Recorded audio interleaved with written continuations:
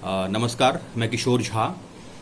नई शिक्षा नीति 2020 को 10+2 के बदले 5+3+3+4 के पैटर्न पर किया गया है, जिसमें फाउंडेशन स्टेज पर 5 साल, प्रीपेटरी स्टेज और मिडिल स्टेज 3-3 साल का है।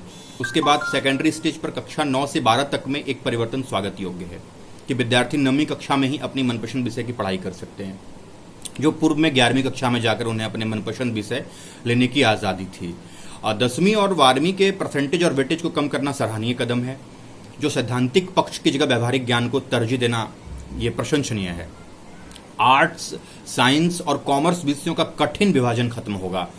मसलन कोई विद्यार्थी यदि भौतिकी और रसायन शास्त्र के साथ इतिहास और राजनीति विज्ञान पढ़ना चाहे तो आराम से पढ़ सकते हैं, इसलिए इनको इसमें छूट दी गई है। इससे विद्यार्थियों के मत स्पेसिफिक स्ट्रीम की बाध्यता भी खत्म होगी और उनको जिस विषय में पढ़ने की मतलब दिलचस्पी होगी वो उससे आराम से पढ़ सकते हैं। उसके बाद ये है कि विश्लेषण और संकल्पनात्मक समझ पर ज़्यादा जोर होगा। बच्चों की शिक्षा कम से कम 5वीं तक तो मातृभाषा में देना एक महत्वपूर्ण कदम है। यद्यपि अंग्रेजी भाषा के उच्च शिक्षा और प्रतियोगी भाषाओं में वर्चस्व को खत्म किए बिना मातृभाषा में पढ़ाई बहुत ज़्यादा प्रासंगिक नहीं होगी मेरे ख्याल से।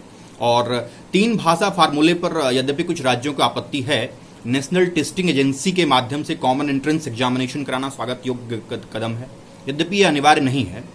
बहरहाल यूजीसी की जगह higher education commission of India की स्थापना होगी। यूनिवर्सिटी के सभी कॉलेजेस को मल्टी डिसिप्लिनरी अप्रोच पर फोकस करना महत्वपूर्ण है। प्रत्येक जिले में एक विश्वविद्यालय की स्थापना करने की बात भी नई शिक्षा नीति 2020 का एक महत्वपूर्ण फैसला है।